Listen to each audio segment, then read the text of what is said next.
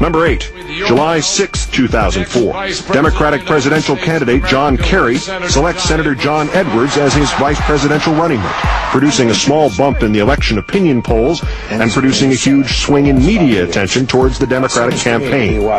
July 8, 2004. 2 days later, credible reporting now indicates that Al-Qaeda is moving forward with its plans to carry out a large-scale attack in the United States. Homeland Secretary Ridge warns of information about Al-Qaeda attacks during the summer or autumn.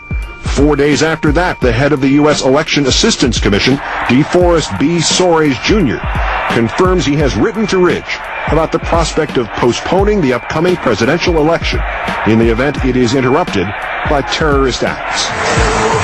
Number 9, July 29, 2004. At their party convention in Boston, the Democrats formally nominate John Kerry as their candidate for president. As in the wake of any convention, the Democrats now dominate the media attention over the subsequent weekend.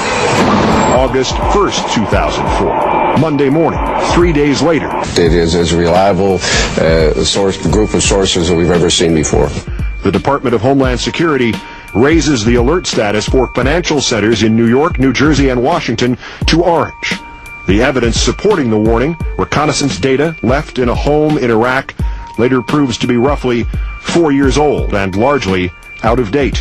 Number 10, October 6, 2005, 10 a.m. Eastern Time. The President addresses the National Endowment for Democracy, once again emphasizing the importance of the war on terror and insisting his government has broken up at least 10 terrorist plots since 9/11.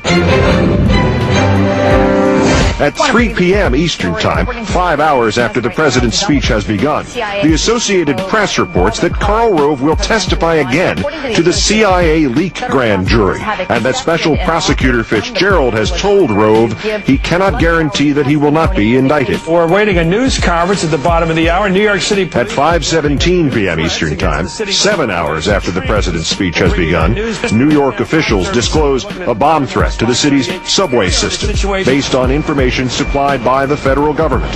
A Homeland Security spokesman says the intelligence upon which the disclosure is based is of doubtful credibility. And it later proves that New York City had known of the threat for at least 3 days and had increased police presence in the subways long before making the announcement at that particular time. Local New York television station WNBC reports it had the story of the threats days in advance of the announcement, but was asked by high-ranking federal officials in New York and Washington to hold off on its story. Less than 4 days after having revealed the threat, Mayor Michael Bloomberg of New York says, "Since the period of the threat now seems to be passing, I think over the immediate future we'll slowly be winding down the enhanced security." While news organizations ranging from the New York Post to NBC News quote sources who say there was reason to believe the informant who triggered the warning simply made it up.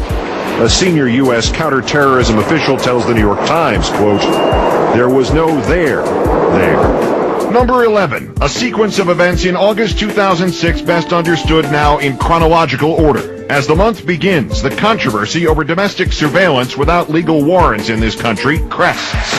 Then on August 9th, the day after the Connecticut Democratic senatorial primary, Vice President Cheney says the victory of challenger Ned Lamont over incumbent Joe Lieberman is a positive for the, quote, Al-Qaeda types, who he says, quote, clearly are betting on the proposition that ultimately they break the will of the American people in terms of our ability to stay in the fight. The next day, British authorities arrest 24 suspects in an alleged imminent plot to blow up U.S.-bound aircraft using liquid explosives smuggled on board in sports drink bottles. Domestic air travel is thrown into chaos as carry-on liquids are suddenly banned. On August 14th, British intelligence reveals it did not think the plot was imminent, only the U.S. did, and our authorities pressed to make the arrests. 11 of the 24 suspects are later released, and in the months to come, the carry-on liquids ban is repeatedly relaxed. Number 12, May 7, 2007, Greensburg, Kansas, leveled by a tornado, and the state's governor notes more in sorrow than in anger that the redeployment of so much of the Kansas National Guard and its equipment to Iraq might now cripple the soldiers' ability to respond if another disaster hits Kansas. What we're really missing is equipment, and that is putting a strain on recoveries like this one. The next day, the authorities announce arrests in a far-fetched plan to attack soldiers at Fort Dix in New Jersey. The so-called terrorists plan to gain access to the base by posing as pizza delivery men. It is not a suicide mission. They state clearly they intend to kill personnel and then retreat to safety, even though they were going to attack a closed compound full of trained soldiers with weapons. And though the plan is branded sophisticated, its perpetrators are not sophisticated enough to have not handed over the videotape of themselves training with weapons to a Circuit City store in order to be transferred to DVD.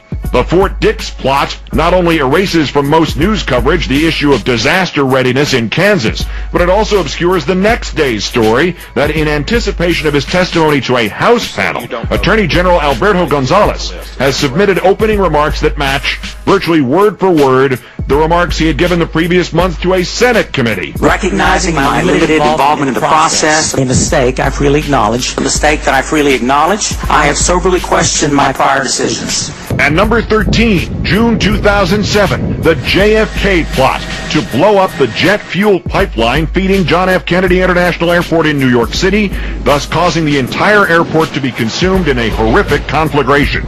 One of the men arrested has, as a past employee, access to the sprawling complex, but little knowledge of the reality of the pipeline system. The manager of that system tells the New York Times that the pipeline is not some kind of fuse. Shut-off valves throughout would have easily contained any damage, just as a leak in a tunnel in any city would not flood everything in that city below ground. The so-called plot happens to be revealed the day before the second Democratic presidential debate.